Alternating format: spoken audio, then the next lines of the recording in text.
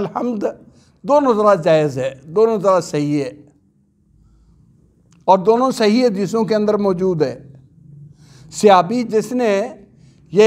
جس کی حمد کے کلمات لکھنے کے لیے آسمان کے فرشتوں میں مقابلہ ہو گیا، اس نے وَلَكَ الْحَمْدُ پڑھا تھا، ربنا وَلَكَ الْحَمْدُ حَمْدًا كَثِيرًا طَيِّبًا مُبَارَكًا فِيهِ۔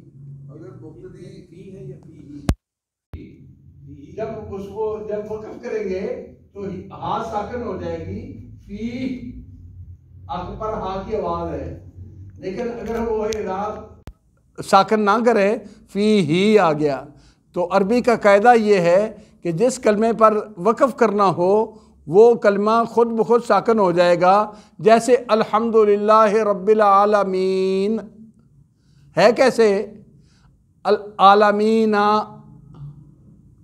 الرحمن الرحیم، کیوں ہم نے وہاں ایسے کیا، ساکن کیا؟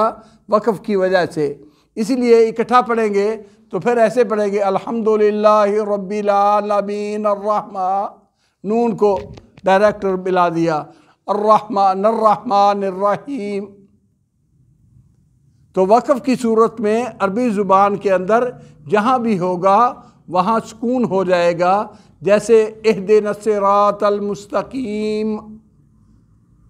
حالانکہ صراط المستقیم آئیں، ایاک نعبد و ایاک نستعین، نون پر پیش ہے، لیکن پڑھیں گے کیسے؟ سکون کی حالت میں، ایاک نعبد و ایاک نستعین۔